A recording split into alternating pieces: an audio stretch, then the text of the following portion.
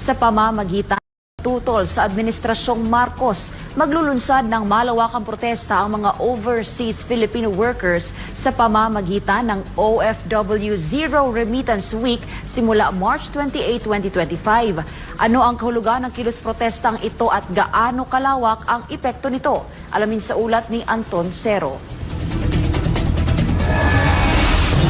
Isang matapang at estratehikong hakbang ang ikinasa ng mga OFW, isang linggong pagtigil ng remittances sa Pilipinas upang iparating ang kanilang mariing panawagan sa Administrasyong Marcos. Pauwiin na si dating Pangulong Rodrigo Duterte.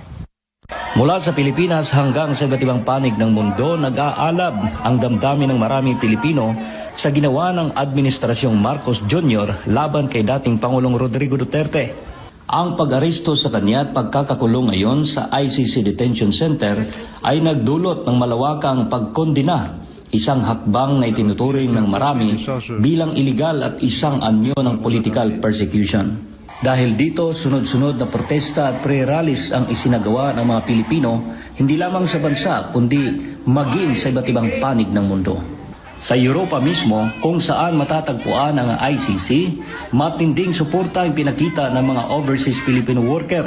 Hiling nila, pauwiin na si Pangulong Duterte sa Pilipinas. At upang idiin ang kanilang panawagan, inilunsad ng grupong Maisog Croatia ang OFW Zero Remittance Week, isang kilos protestang layong patigilin ang pagpapadala ng pera sa Pilipinas bilang malinaw na mensahe ng pagkondina sa Administrasyong Marcos.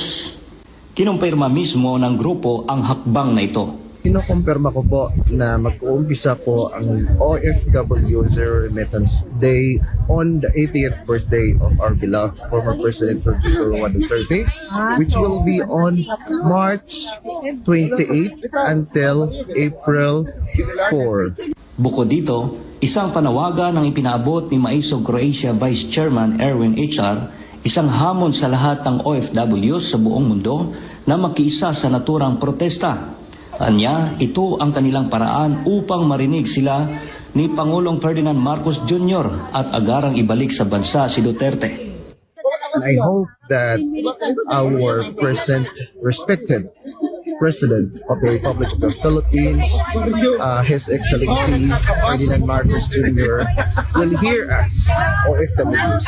Please send our beloved President Duterte back home.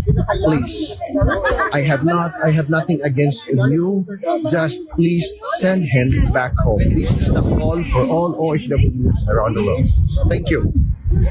Simula nang makulong si Duterte sa ICC Detention Center sa The Hague, Netherlands, araw-araw nang may mga Pilipinong dumadalaw sa labas ng pasilidad.